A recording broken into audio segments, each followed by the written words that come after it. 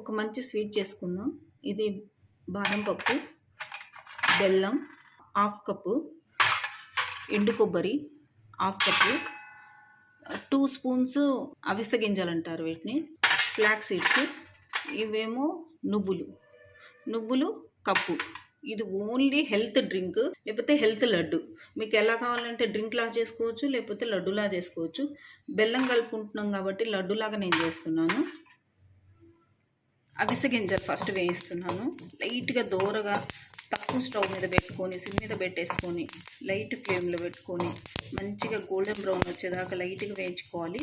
నువ్వుల్లానే ఇవి కూడా చిటపట్లాడుతూ ఉంటాయి, జాగ్రత్తగా వేయించుకోవాలి. వేగుతుంటే కొంచెం ఎగురుతూ ఉంటాయి. మూత పెట్టేసుకోండి ఒకవేళ బాగా పైకి లేస్తుంటే. ఇవి తీసేస్తున్నా.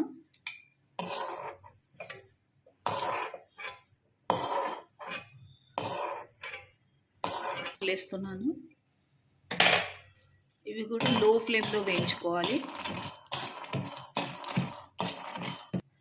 ఇవి కూడా వేగినాయి. చక్కగా తక్కువ మంటలో పెట్టేసుకొని వేయించుకోవాలి. ఇవి తక్కువ తీసుకోవాలి. నెక్స్ట్ ఎండు కొబ్బరి.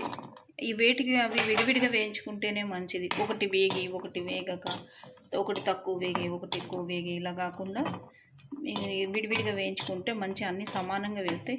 చాలాసేపు వేయించక్కర్లేదు. కొబ్బరి కూడా వేగింది చక్కగా. దీంట్లోంచి ఆయిల్ అంతా బయటకు వస్తుంది వేగి. ఇప్పుడు నువ్వులు వేయించుకుందాం. నువ్వుల వల్ల చాలా మంచిది హెల్త్కి. ఇప్పుడు ఈ కొబ్బరి వల్ల, నువ్వుల వల్ల ఈ పిల్లగాళ్ళు ఉంటారు కదా, చిన్న చిన్న పిల్లలు ఉంటారు కదండి, వాళ్ళకి ఎదిగేటప్పుడు ఇవి ఇస్తే చాలా మంచిది. మోనోపాజ్లో ఉన్న వాళ్ళకి కూడా చాలా మంచిది. ఆల్రెడీ మోనోపాజ్ టైం అయిపోయింది అన్న వాళ్ళకి ఇంకా మంచిది. బోన్ డెన్సిటీ బాగా పెరుగుతుంది. నువ్వులు, బాదం, కొబ్బరి, బెల్లంలో ఐరన్ ఉంటుంది. వీటి వల్ల ఏంటంటే అవిసె గింజల్లోనేమో ఒమేగా ఉంటుంది, ఒమేగా 3. దానివల్ల హార్ట్కి, బ్రెయిన్కి, కండరాలకి, మజిల్స్కి చాలా మంచిది. చక్కగా వేగుతున్నాయి, మంచి గుల్లగా వస్తాయి. ఇవి వేగి చక్కగా వేగినాయి. ఇవి కూడా తీసేస్తున్నా. స్టవ్ ఆఫ్ చేసుకోవటమే.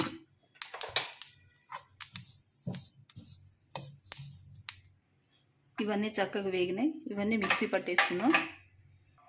ఇవి కొంచెం చల్లారగానే, ఇప్పుడు కొంచెం వేడిగా ఉన్నాయి, ఇవి చల్లారబెట్టుకోవాలి. చల్లారబెట్టుకొని మిక్సీలో వేసుకోవాలి.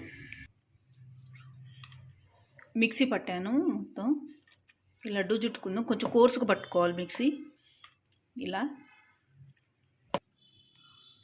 లడ్డు తయారైపోయింది. కొంచెం 18 వచ్చినాయి ఇవి చిన్న చిన్నగా కడితేను. ఎందుకంటే పెద్ద పెద్దగా కడితే కొంతమందికి ఇష్టం ఉండదు, సగం తినేసి వదిలేస్తూ ఉంటారు.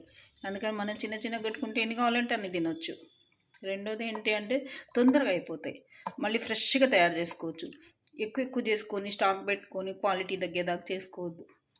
ఇలా చేసుకొని తినండి, చాలా టేస్టీగా హెల్తీగా ఉంటుంది. ఇలాంటి హెల్తీ ఫుడ్ చేసుకొని మంచిగా తినండి. ఎలా ఉందో చెప్పండి, షేర్ చేయండి, సబ్స్క్రైబ్ చేయండి. Thank you very much.